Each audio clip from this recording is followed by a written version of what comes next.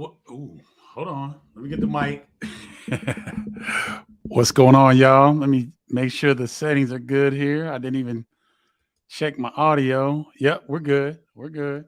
Um, Happy holidays, everyone. How's everyone doing? Good to see you. I'm coming on early today. One, it's the holidays. Two, I had a difficult travel last 24 hours. A couple of flights I tried to get on to get back here were canceled. So not fun spending a day in the airport and then trying to shuffle and figure stuff out. Little tired, so I figured I'd jump on here quick and go over a few things that were going on over the break. Um, First of all, welcome to Bardo's Breakdown. You're watching the number one college basketball show online. I'm your host, Stephen Bardo. If you're a first-time visitor, welcome. Two rules: come strong or don't come at all, and be respectful. We don't do negativity and all that crap on this. So we keep it clean as we can. Okay. Um, so I had to wear this. I had to wear this old school warm up. You see this. You see this. I still got love from my school and my team, but that loss was embarrassing. I believe that's the worst loss in the Underwood era at Illinois. That was pitiful. The game was so bad, ladies and gentlemen. I didn't watch the second half. I didn't watch the game live. I was traveling, and then I started to look at the text chains between the former Illini players. And I mean, this goes back to the George Montgomery era through the D. Brown, James Augustine, Jerry Hester, that era, and everywhere else in between. We've got people on this text chain. And as you can imagine, most of those players that are on the text chain, they spent 4 years wearing this jersey very proudly, right? None of us care if you lose by 20 something. But if you don't compete, that's when guys get pissed. That's when former players get really, really upset when you don't compete. If I'm down 30 points, I'm smacking somebody upside the head. I'm putting a forearm shiver on somebody. You're just not going to come down the lane and score and shoot open jumpers time and time again. You have to have some pride. You've got to have it's got to hurt a little bit. And this is not just an Illini situation. This is across college basketball. It doesn't hurt enough. The losses don't hurt enough. Because if they did, you'd see somebody step up and say, look, it's over. That you're not coming down a lane like this. I'm not going to be slow to a closeout. You're not going to keep shooting open threes. It's not going to happen. And in this era of young people, they won't hold each other accountable. They're scared to talk to each other. They're scared to hold each other accountable. I'd be picking a fight. If I'm down 51-27 to a team I've never lost to, and I come in the locker room and we're down. Now, we were down 18 against Missouri. That Missouri team was number 4 in the country, and we were number 5. We were down 18 or 19 in the first half. We rallied we went into the halftime locker room with a lot of momentum, down 10. I'm not coming in the locker room down 51-27. I'm kicking somebody's, you know what? Seriously, I'm picking fights. I'm not losing like that. Maybe I didn't play AAU basketball. I don't know. But there's not a lot of fight in these guys. When things are going good, it looks great. But boy, when things come off the hinges, man, there's no resistance. And so that's what a lot of the guys on the text chain were talking about. Kobe Brown was outstanding. Give him his props. 31 points, 8 assists, 5 rebounds, and 4 steals. So he was masterful. He kicked the Illini's behind, up and down the floor. 4 steals, 8 assists, and 31 points. Like that's a dominant performance. And he wasn't alone. Now, Give credit to the Missouri Tigers. They've got 5 guys that average double figures. Gates has these guys very confident. They got smacked at home by Kansas. And they had a game before that, before they played Illinois. So they lost to Kansas. They got smacked at home. It's something embarrassing. Then they had another game, and then they played the Illini. So whatever happened against Kansas, Missouri flushed that quickly, and they were ready to play. It looked like the guys at Illinois didn't understand how important that game was. Kobe Brown did, though. He played his tail off. The Tigers shot 59% from the field, almost 60%, 10 of 20 from threes because they were shooting wide open threes, right? So very disappointing outing and a big-time head scratch. I went back and looked. I do believe this is the worst loss in Brad Underwood's era at Illinois. Maybe not there might have been a bigger point differential in his first season in losses or something like that. But recently, this is by far the worst game, his worst loss, in my opinion. Let's keep it moving. So there's a trend. The Big Ten is coming back down to earth from its early non-conference success. Illinois had 2 big wins over over UCLA and Texas, right? Michigan State beats they lost to Gonzaga, comes back and beats Kentucky. Lost Gonzaga by 1. Drew Timme took over down the stretch. The Big Ten had good non-conference wins. Maryland had some good wins. Wisconsin had some good wins. Purdue obviously had some great wins because they're the number 1 team in the country. And Purdue and Wisconsin have been the most consistent teams. They are really – there's really, in my opinion, there's a delineation between 1, 2, and then 3, and we'll talk about that in a minute. So, yeah, the Big Ten's coming back down to earth, y'all, and it's interesting because the national perception is going to have a big you want your teams to have a positive feel nationally before you go into conference play because traditionally Big Ten teams beat up on each other. All right. Another one of those head scratches was Iowa loses to Eastern Illinois, worst loss in 30 years against the spread. Now, Connor McCaffrey was out with a injured wrist. Chris Murray missed his 4th game in a row. That's a little concerning. And they were very secretive about what his injury is, but he's in a boot, so it's obviously a foot, shin, ankle, calf situation, something lower body.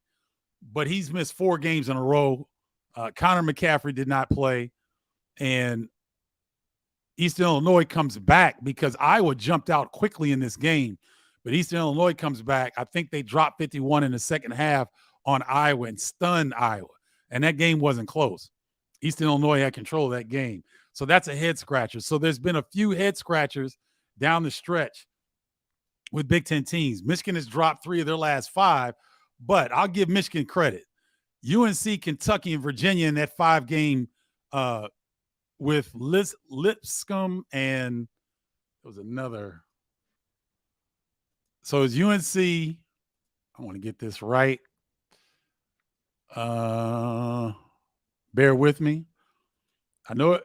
We know that UNC, Virginia, and Kentucky were in that mix. I believe it was Minnesota and Lipscomb.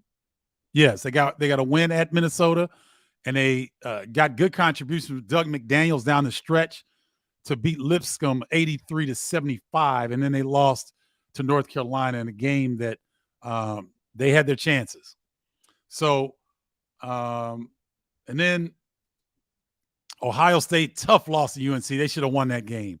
Xavier Johnson's out for the foreseeable future. He had surgery on his foot, so I don't expect to see Xavier Johnson back maybe to the end of the regular season. Maybe. I mean, I know he'll be biting at the bit to get back quickly, but surgery on your foot, that's going to take a while. So Indiana's going to have to figure things out. They've got Jalen Hood-Schifino, Tamar Bates, Trey Galloway. All these guys can pitch in at the point guard position. but it's Jalen Hood-Schifino's show to run from this point out. And then who is the third best team in the Big Ten right now? Purdue is clearly the best. Wisconsin is clearly the second best. But who is the third best team in the Big Ten right now? I'm looking, and is it Penn State? Is it Maryland? Is it Ohio State? I think it's one of those three teams. It's definitely not Indiana because they're reeling from injuries. It's not Illinois because Illinois, we talked about their struggles. Michigan State, if Malik Hall comes back and they can get healthy, I think they can make a serious push. But they've had some inconsistencies and some injuries. They've got Buffalo and Brown before they resume Big Ten play. Let's see if they round into shape and get right for the Big Ten stretch. But Iowa, banged up, struggling. Northwestern is good. Northwestern is a solid defensive team. I went on the record saying that with their defense, this could be an NCAA tournament team. Northwestern is better, ladies and gentlemen. If you haven't seen them play this year, check them out. They're better. I got Ohio State at Northwestern New Year's Day on Big Ten Network. You may want to check that out. All right. So, I got some comments, boy. Ooh, folks.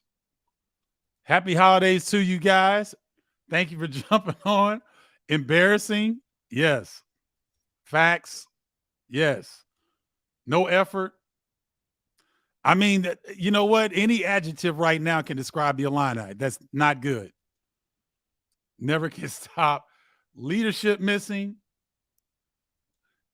What's up, Harper? Hey, Harper Williams, former professional basketball player, has done some good things since retiring. I used to get mad as hell when the guys are happy-go-lucky after the loss of the bus.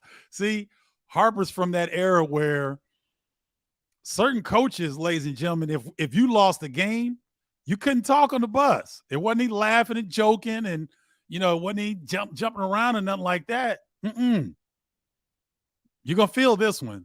So I feel you, Harper. And oh, man, bro. So I believe Harper was on some of those great UMass teams, I believe. And trust me, those guys are junkyard dogs. They're not having it. You got to have some junkyard dogs on your team if you want to be successful. It was very hard to watch. It's coach playing his best defenders. Harris is forgotten about, then he's in. Rogers works hard, is quick, fast. Hawkins around the free throw line and in more. Gene, that's a good question. I was talking to my father, and I wonder why Sincere Harris didn't play that much. Because you know what he's going to give you when he comes on the floor. Instant energy, instant activity. He's a pot stirrer. He's an instigator.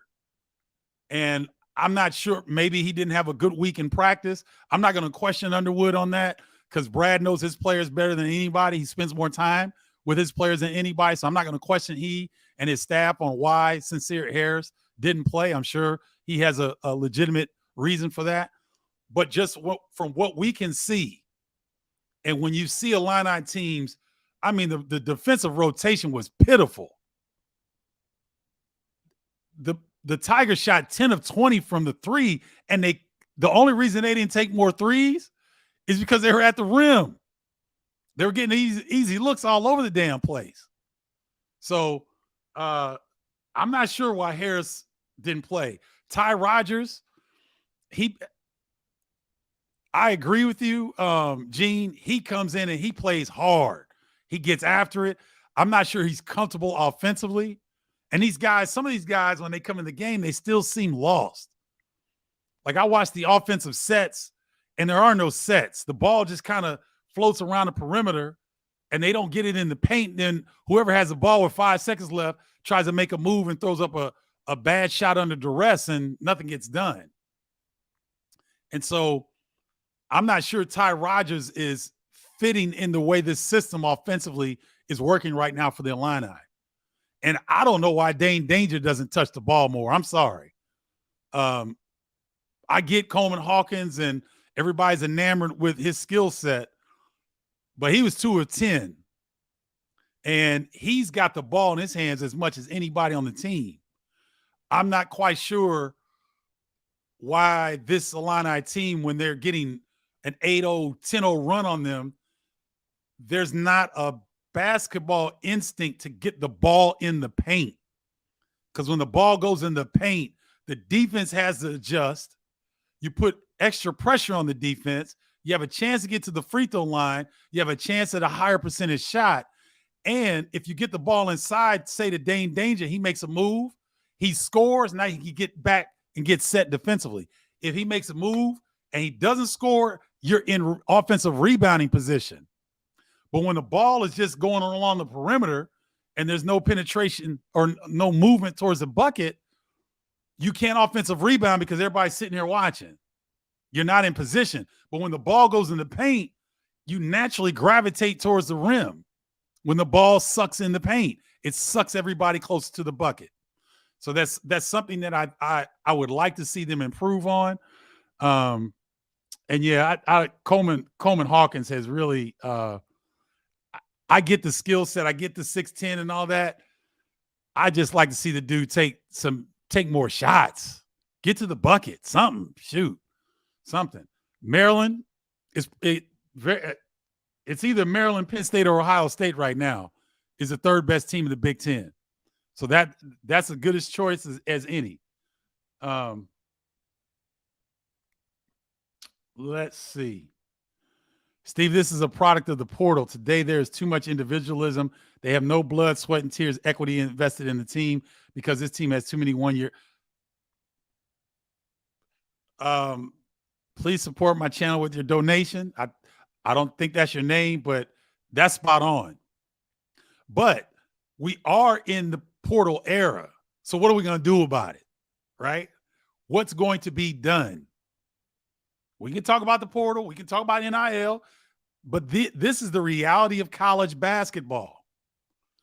So, yes, it's affected the games. It's affected teams. But what are you going to do about it? So, what's the answer?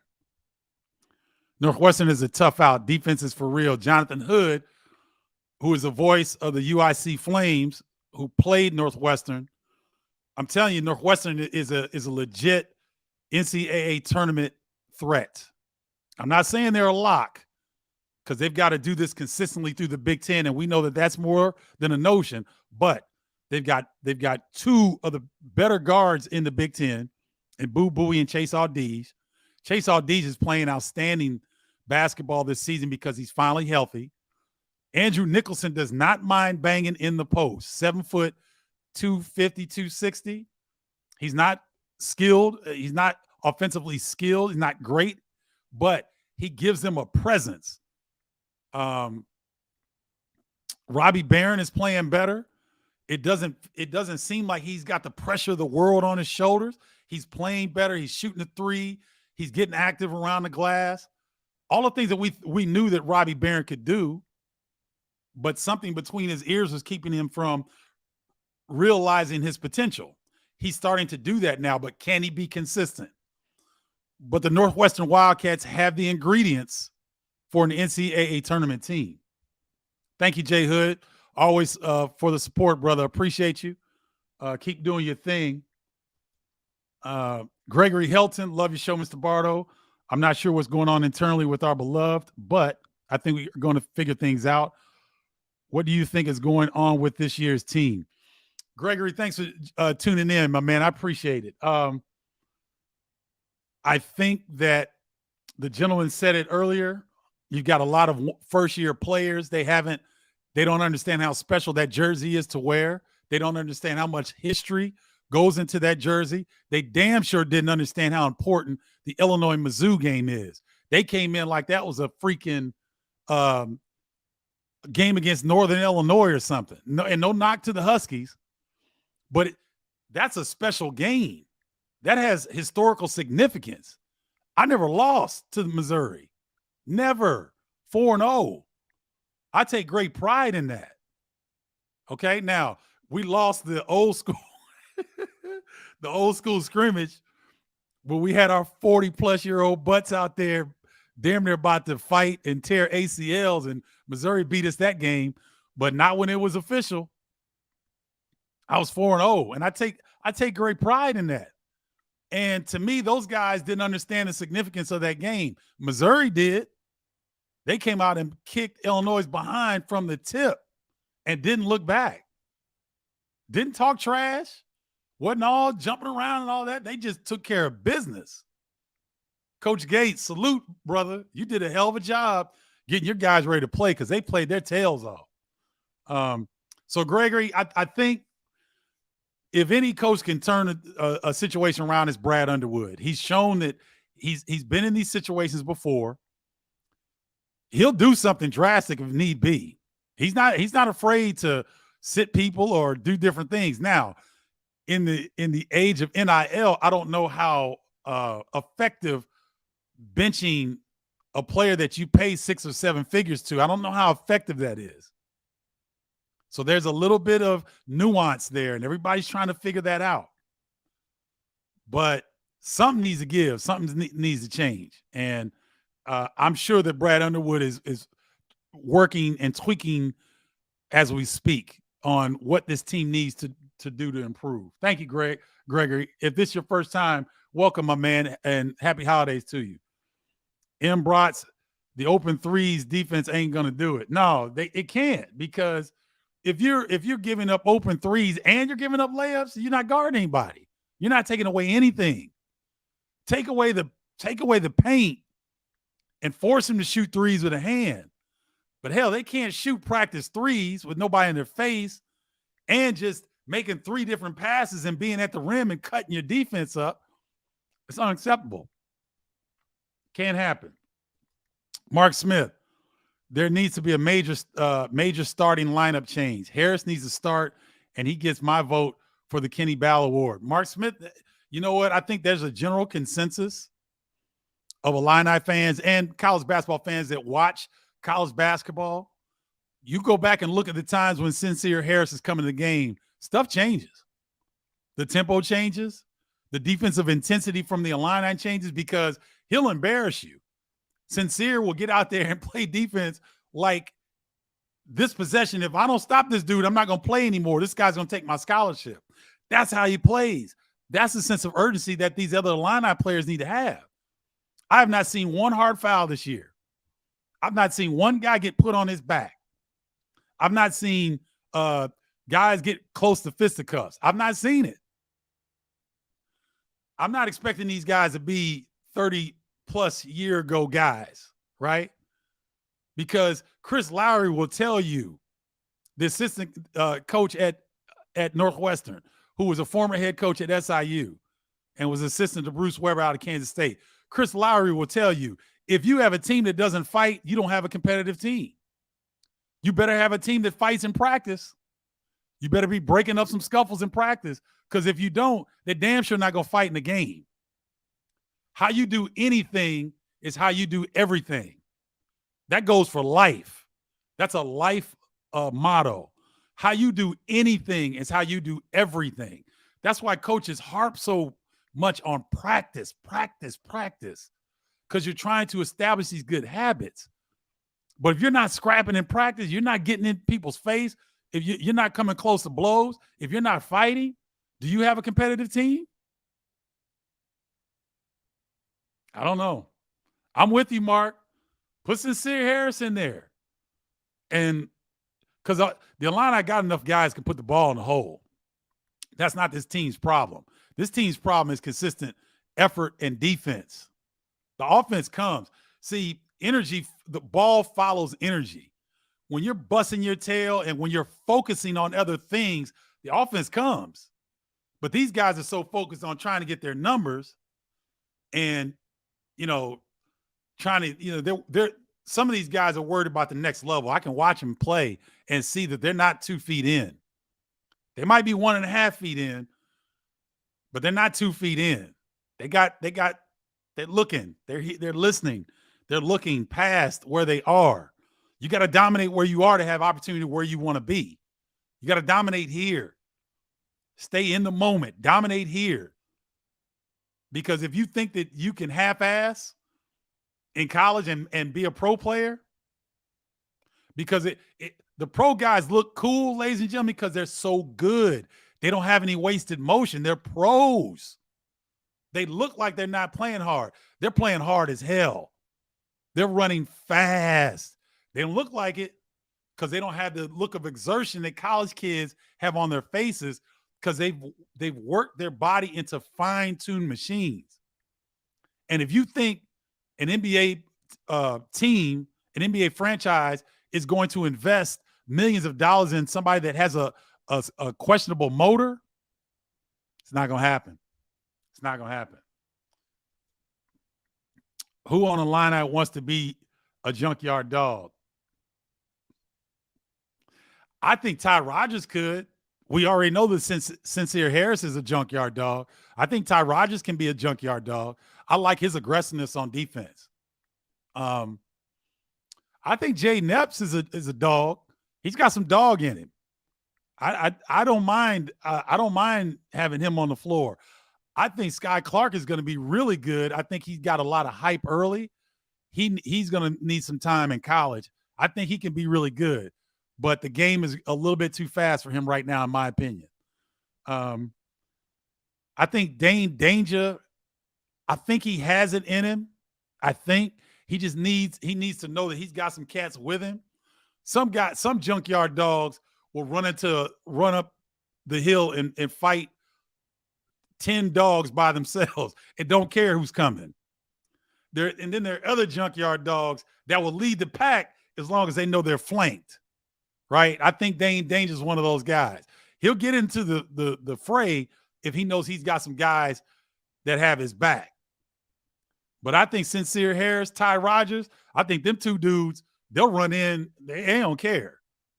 So I'd like to see them.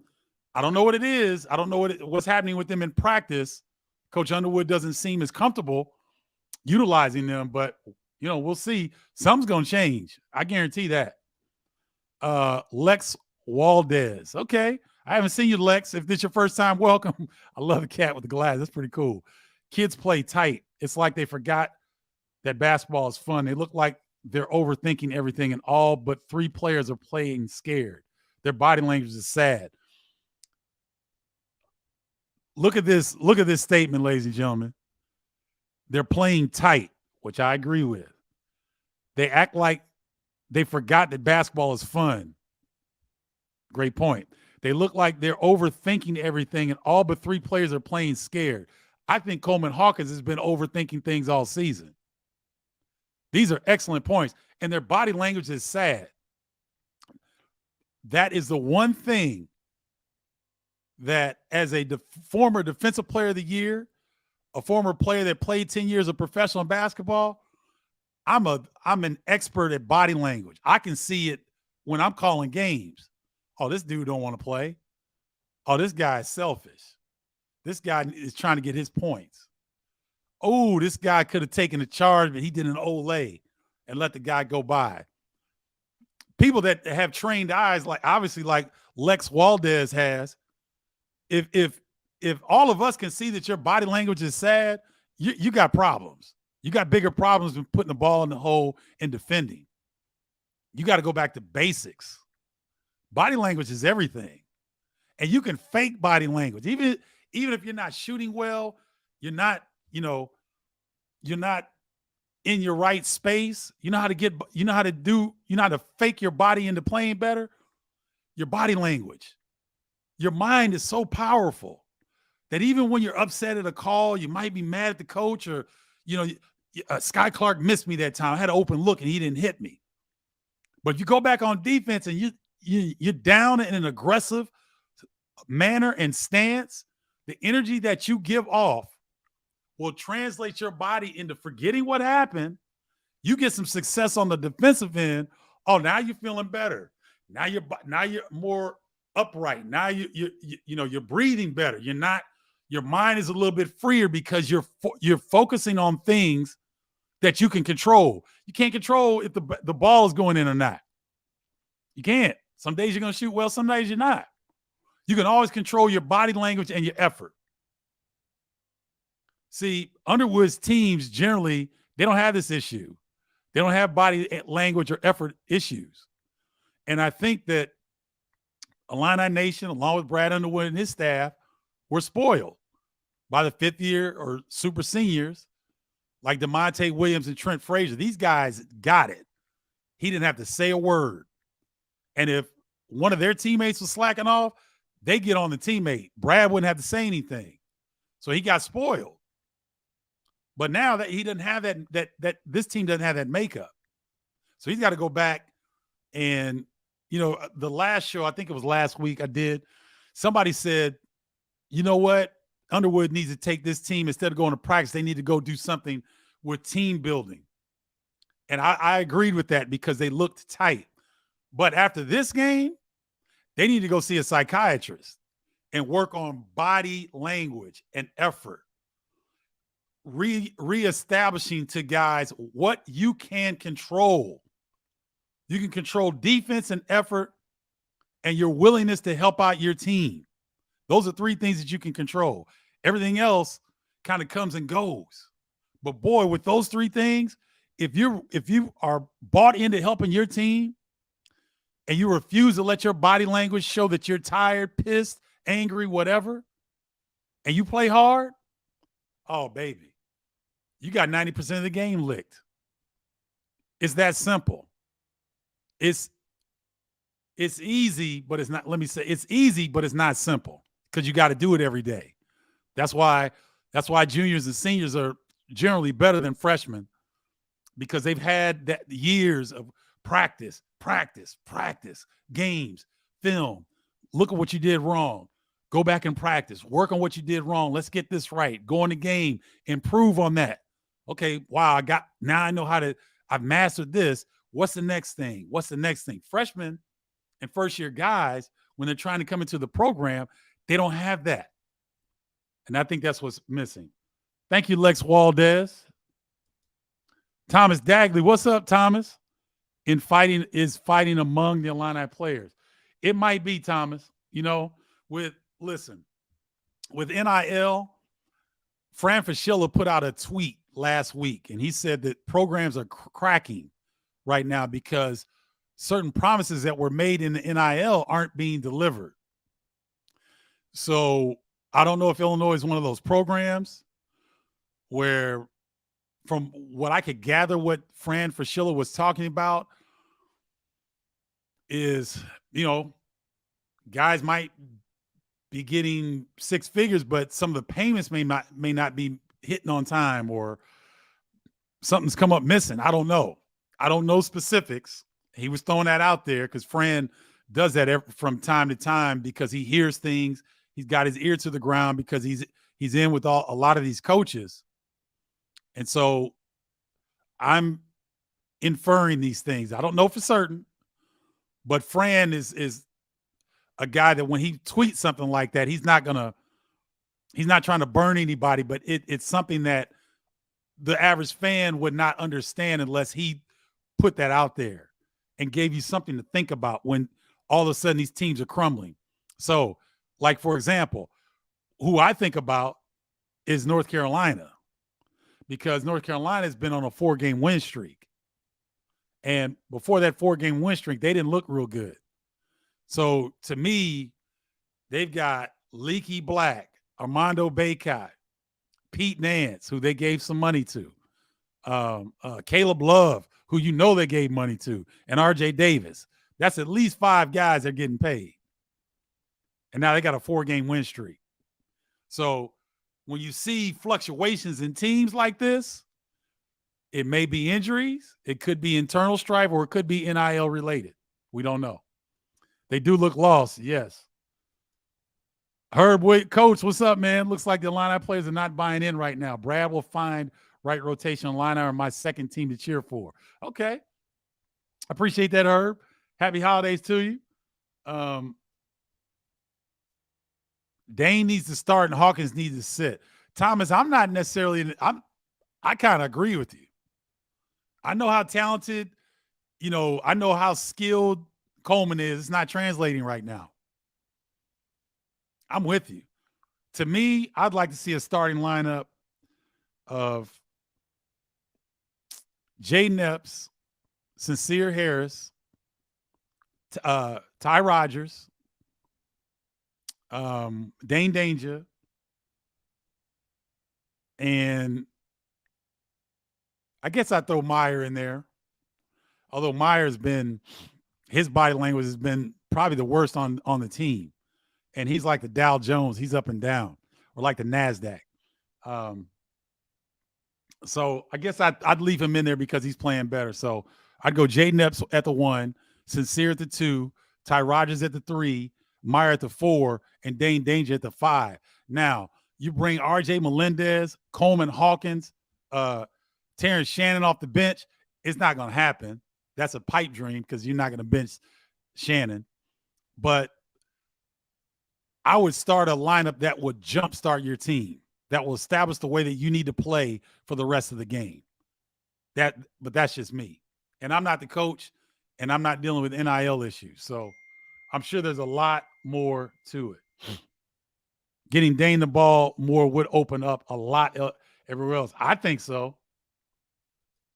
My opinion on the Illini, when Coach Underwood went publicly that his teams lack leadership and criticized him, I figured the motivation would lack from that point. These 21st century athletes are a different breed. It's all about capturing the heart behind the jersey. I agree. That's a good point. And I think you do have to be careful with this generation of players. I don't know how good they take to that. Now, one thing that I was impressed with is that Terrence Shannon was sitting right next to Brad Underwood at the post-game press conference after Missouri lost. And he stood up there and took those questions like a man. That impressed me. Because sometimes guys would try to hide in that position. Terrence didn't hide at all. He was sitting right next to his coach, taking all the questions. So that might be the start of something. We'll have to see. But I think that Brad Underwood, seeing how his team has responded, if he had to do it over again, I'm not sure he would have had that public display in criticizing his team, because his guys have certainly not responded well since then.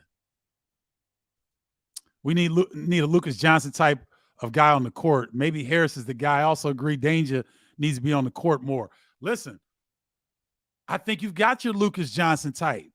His name is Ty Rogers. Ty Rogers, ladies and gentlemen, he's going to be a pro. He's a jump shot away from a pro. I know you haven't seen it because he looks very uncomfortable in the way the Illini are on offense.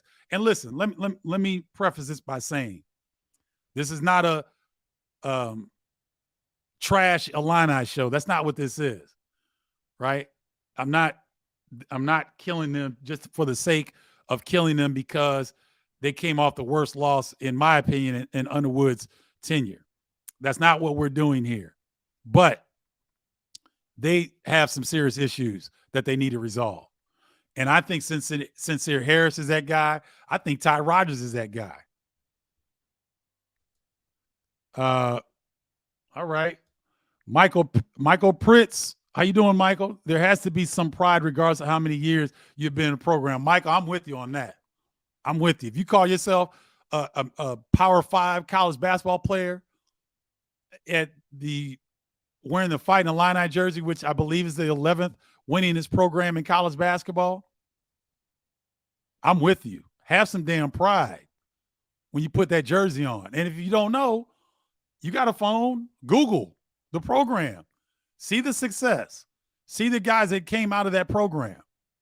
See how proud our fan base is. Right? I'm with you, Michael. Great call. King Tao, what's up, King? Good to see you. Use the portal for the best way to suit your team. Now, King, here's the thing. I thought the Illini killed the portal this year. They got two of the biggest targets that were in the portal. These two, Shannon and Meyer, were two of the highest recruited guys in the portal. So I thought the Illini, from a portal situation, did a fantastic job. But it's a chemistry class. You don't know how these guys are going to gel. they've got established habits, years of established habits somewhere else. Now you bring them into your program, that stuff's not going to change overnight. Okay? It's not going to change overnight. Hey, Coach Davis, good to see you. Happy holidays. Thanks for joining. Right. Didn't understand the bragging rights. How can you not understand the bragging rights if you play at Illinois? I had to turn the game off. That wasn't ready for this bragging rights game. They got to know how important the game is. Anthony, you said it best, bro. Sincere is going to be an Illini legend before it's all said and done. I tell you what, he may not be a legend, Gregory, but he's going to be remembered. That's for sure. If they play man on man and give up that 2 when the freshmen get beat, then they follow with 3 on our end. Yeah, there was a lot. It's a lot to break down. Ooh, Coach Davis has a long one. Coach's job is to infuse the importance of certain rivalries at any given institution. Gates, being a significant high school player, is from Illinois, was extremely aware of the importance of that rivalry game. It will help fuel Missouri's season. Illini lost an opportunity to continue to build on the UCLA and Texas wins. We will see what the Big Ten season shows up about the Illini. It's about to get very physical for Illinois because now the Big Ten teams know they don't like to be physical. Well said, Coach. Well said. Michael Pritz, if you were asked by the coaching staff, would you talk to this team? I mean, I talked to him, Michael, but they don't need me to talk to them because today's kids, they're just different. There's nothing wrong. It's just different. You know, we would prefer it to be a certain way because that's what we're used to. Me coming in, talking to them, they don't care. They don't care. They don't care that I played in the NBA. They don't care. They care about themselves. This is not a generation, and it's not their fault. We did the parents' generation did this to these kids. It's not their fault. So I'm not gonna. I could come and give an impassioned speech like I did before when Brian Randall's group was playing Missouri, and I got hyped, y'all. I was like, this is St. Louis, Illinois. This ain't St. Louis, Missouri. This is the day of the year when the city of St. Louis is in the state of Illinois. It's not St. Louis, Missouri. It's St. Louis, Illinois. And Brian Randall went back in the post-game press conference and told them that I came and talked to them at shoot-around and really hit home the importance of this rivalry, how hard you have to play, how much pride is on the line. Now, I would have loved to have had the opportunity to try to impart the importance of the game to those guys. But I don't know. I mean, if Brad Underwood asked me to talk, of course I would, because those are my brethren. All Big Ten players, present and past, it's a brotherhood. So anytime any of these teams, if any of the coaches come and ask me to talk to their players, I jump at the opportunity. Now, I don't know how much impact it would have, because when we had somebody come in, when I was in college, I'm like this. I'm hanging on every word. When Derek Harper would come back and say something, or Bruce Douglas, or Doug Altenberger, or Dave Downey, or Manny Jackson, or any of the Illini greats would come back and talk, we were all ears. It's just a different era. That's all. Charles D. Smith. Oh, this is the man. The players are moving on defense on the catch, not on the pass. They didn't rotate as a team. Charles D. Smith, former New York Knicks great, former Pitt great. We played Charles, Demetrius Gore, Jerome Lang, Sean Miller was the point guard on that team, I believe. They had another beast of a guard or forward, something like that. But Charles, good to see you on here, man. Thanks for joining. Appreciate your support. Happy holidays to you. And he's exactly right.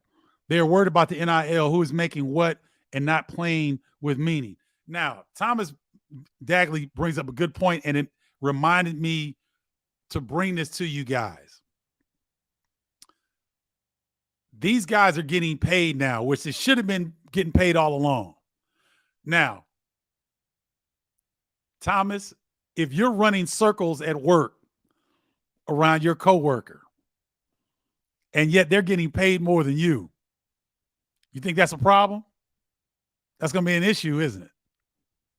So we want to knock these young people because they're not necessarily, they may not be handling the NIL maybe the way that we would like. But if I were to turn the mirror on you and follow you to work and put you in a similar situation, how will you respond? Are you still going to give 100% effort? You still going to be receptive to whoever you report to? You still going to be receptive to them? Are you going to harbor resentment? Of course, it's human nature. These kids aren't any different than us in that regard. So I wanted to put that caveat out there. We can talk about it. We can have these discussions, but I want you to think in your own job situation, in your situation, if you were in a similar situation and you found out somebody else is getting paid more than you and you 2 or 3 times better than they are, you're not going to have resentment? It's not going to affect your work performance? Hell yeah, it will. Great point, Thomas. Thomas Dagley, tribe member. If you guys want to join the tribe, let me jump over here for a second. Where's my tribe? Here we go. You can text me to 312-847-2739. It's the inner circle of Bardo's Breakdown. It's a text community. I don't blow you up, but it's just a different way to communicate. I give insight, and I'll share pictures and things behind the scenes of where I am. So if you're interested, text 312-847-2739. Once you text, you're in. We had a couple join last week. So the newcomers to the tribe, welcome, and thank you so much for your support. Where were we here? Okay. Effort comes from motivation. Okay. But the motivation has to be internal. Because if you have external motivation, that doesn't last long.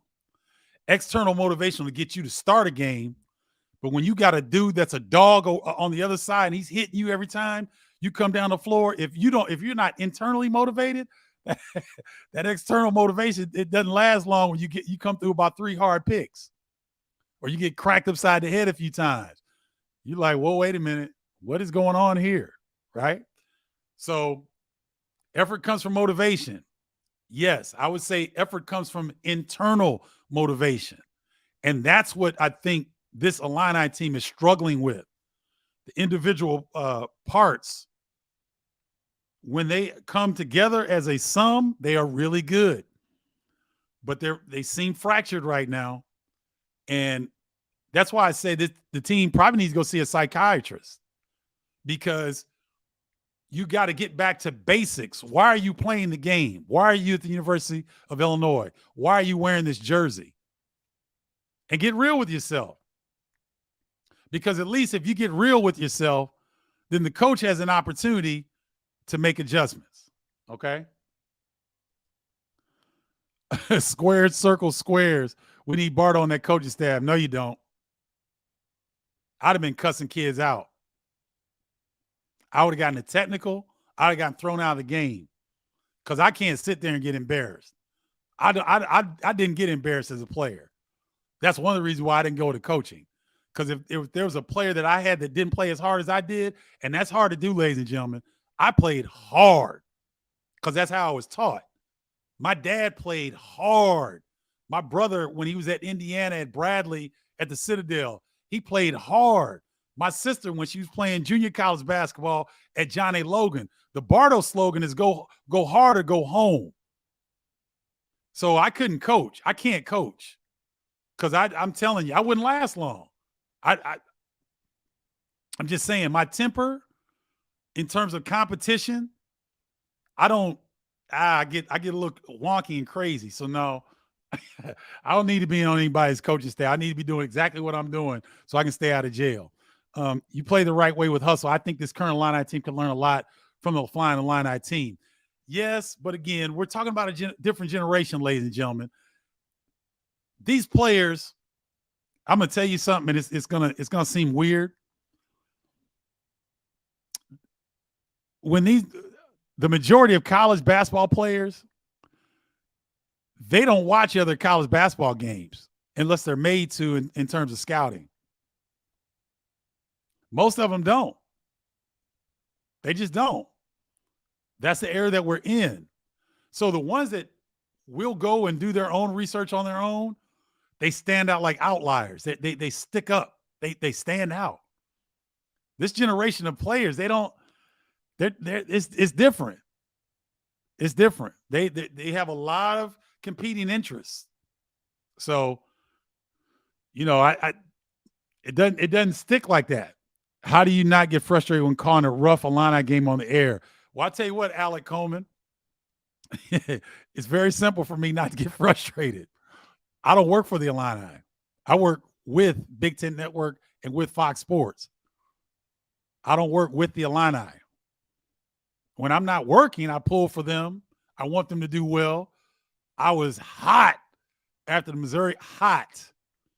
I didn't even talk to anybody for a couple days about it. I wouldn't even allow myself. I was watching the text chain with George Montgomery, Tony Weisinger, Deion Thomas, Kendall Gill, Kenny Battle, Nick Anderson, Jerry Hester. Oh, they were hot as fish grease. Oh, they were hot.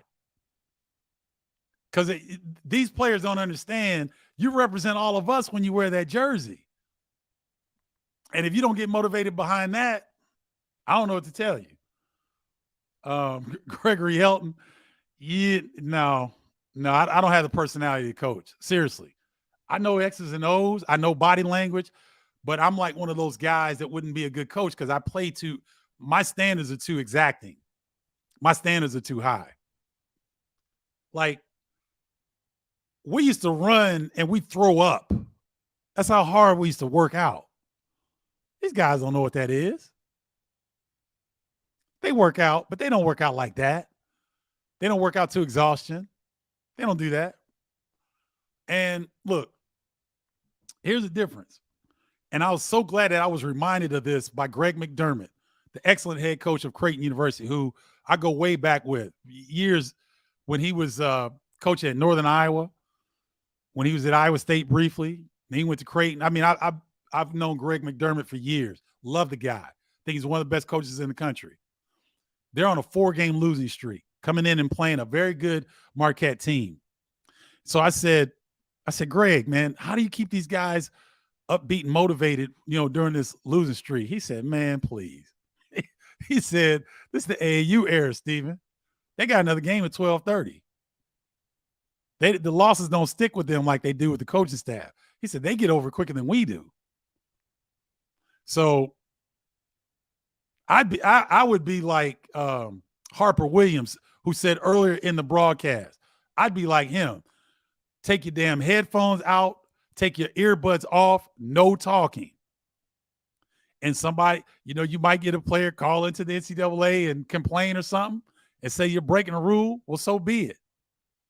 Because you ain't going to be all lovey-dovey and happy around me after we got served like that.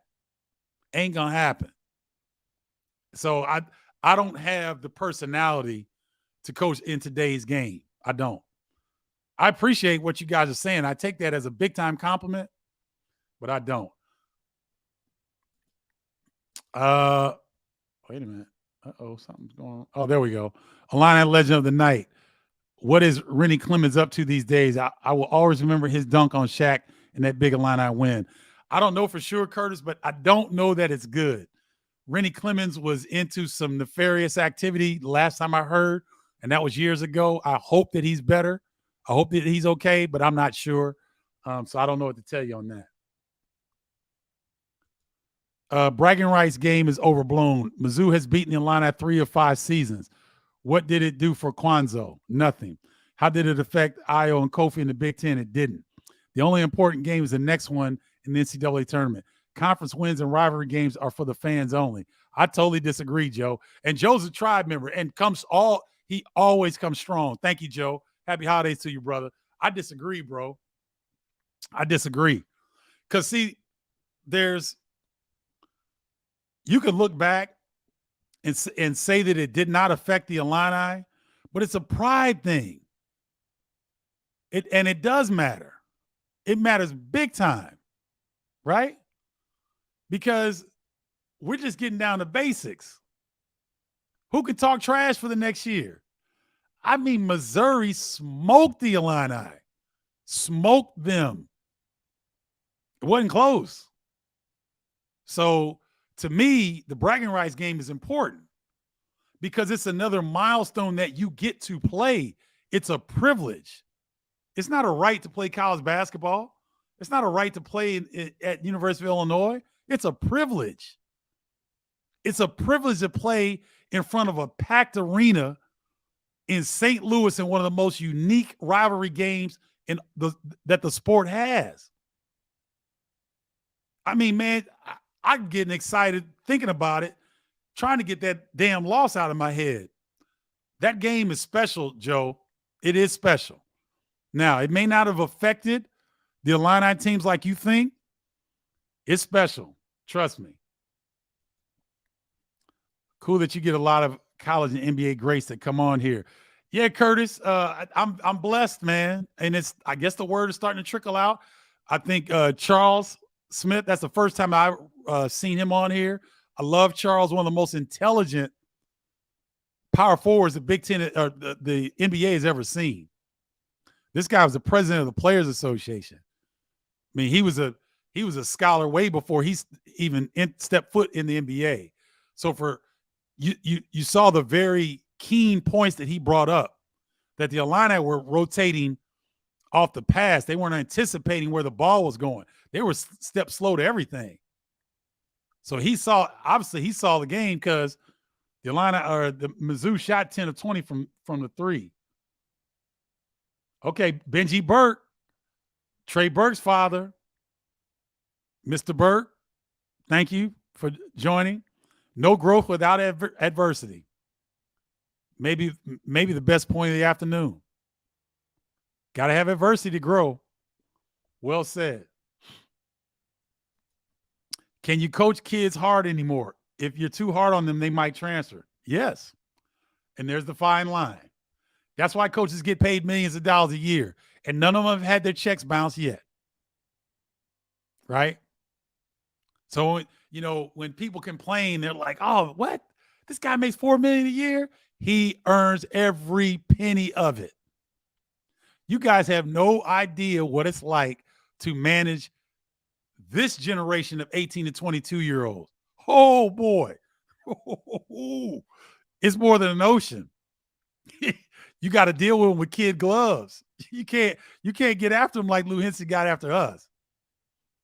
These guys would wilt under that amount of pressure. Oh, and it's not their fault. It's that the generation is softened. Everything that we've put them through coming up. You heard what Mr. Burke said. There's growth with adversity.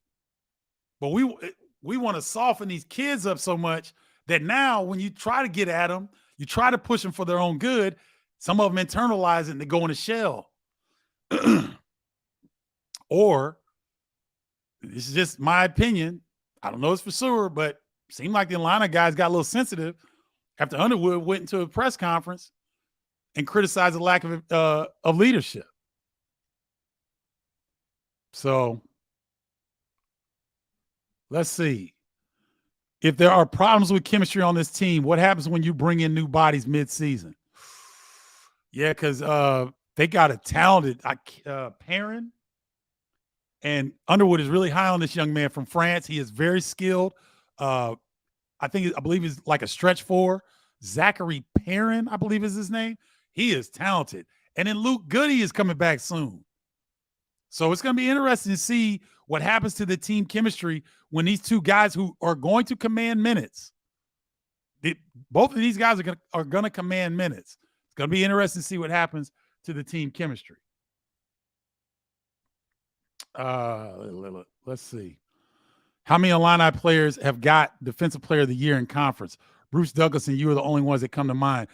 I thought Derek Harper got one. Maybe I'm mistaken. I think Derek Harper may be the other one. And did D Brown? No, I don't think D Brown did. I think there might be one other player in there. I think there's 3 or 4 from Illinois in the modern era. I believe, Curtis. I'll go back and check. Thomas, they don't have their attention spans aren't this long. We've been going on for an hour, and we've got a lot of people that are on live. They don't have it. They don't have that attention span. Hey James, good to see you, man. Merry Christmas. You called the potential chemistry issues preseason. This is a very talented team, and I hate that they are struggling. They aren't playing with the same tenacity defensively that they were in the first few games. I love Brad, but I fear he started calling the players out individually before they ever came together. The freshmen need more time to find themselves. There's a lot of season left, and I know they will be fine. Winning will bring back the fun. Well said, James. I agree.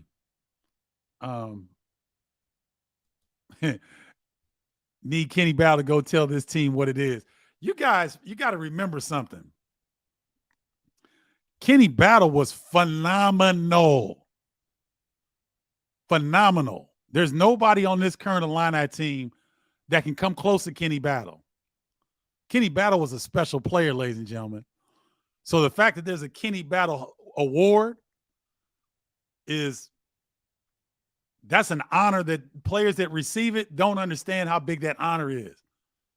So to have Kenny Battle come and talk doesn't mean anything because, one, nobody on this team has Kenny Battle's athleticism, and nobody on this team, well, Sincere Harris plays as hard as Kenny Battle. That's it. So having Kenny come talk to this team ain't going to mean much in Brats because these guys don't have that level of tenacity. Kenny was different. He's a different breed. We had dogs, like hardcore, vicious mutt dogs, like come and scratch your eyes out, step on your feet, talk about your mother, anything that we could do to win. Because we hated losing. We fight. That's why we didn't lose much. So having Kenny talk to the guys is not going to help. Joe, I want both. Why does it have to be or? Why can't you win the bragging rights game and can't you get to the Sweet 16 Elite 8? We did it. Why can't you have both? I mean, you got Coleman Hawkins, who's a projected late first round pick. You got Matthew Meyer, national champion. You got Terrence Shannon, potential first round pick. You got Dane Danger. You got Sky Clark, who's a 5-star point guard. You got a lot. RJ Melendez, thought of very highly by NBA scouts. You got a lot of talent on this team. Why can't you have both? Why do you have to settle for one or the other? Alec Coleman, I don't think I can handle a loss to Northwestern. Mizzou game was bad enough, but we can't lose to Northwestern. Alec, I'm trying to tell you, don't go in thinking that Illinois is just going to win that game. This Northwestern team is good. I'm telling you now, the loss to Pittsburgh, I think what happened was they were tired from that tournament in Mexico, and they were really down about that 1-point loss to Auburn, and they let it affect them the next game against Pittsburgh. So they had a letdown. But when they're ready and locked in, listen, here's what Northwestern's doing. The same thing that Chris Lowry did when he was head coach at SIU. They're making teams abandon their sets. They're making teams have to play. They're taking people's sets away. Now, the one thing that's good for the Illini is that they haven't run a ton of sets lately. I believe with their struggles offensively, because this Illini team's defense is really connected to their offense. Like when their offense is going good, they play good defense, but they don't have the collective character yet, in my opinion, to play really good defense while they're struggling offensively. I don't think they don't possess that right now. Can they get it? Maybe. We'll see.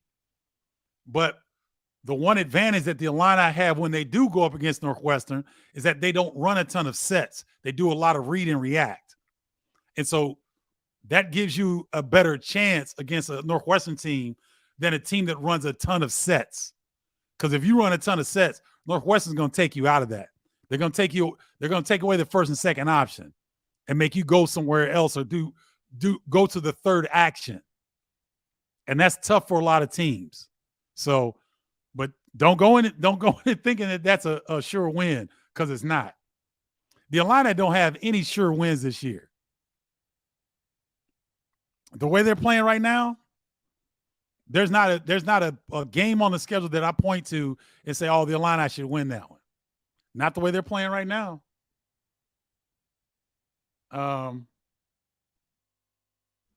Let's see. Alec Coleman. The fact that none of these guys grew up Illini fans, I feel like they don't take losses as hard. Maybe I'm wrong.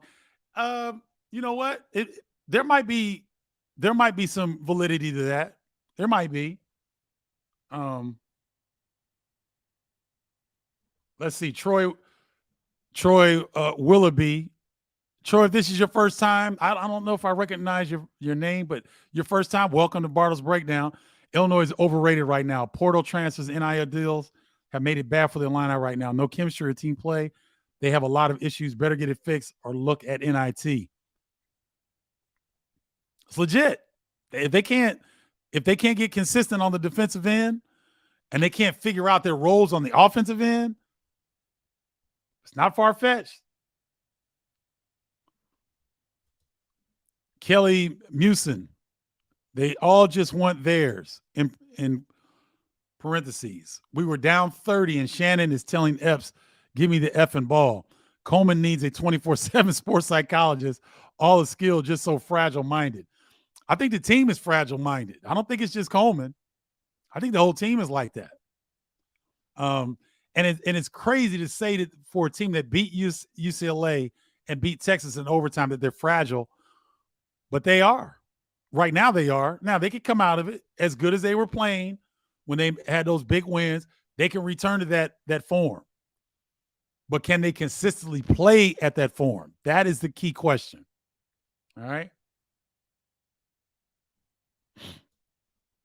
Other teams are getting beat by nobody. Iowa by 35 against Eastern.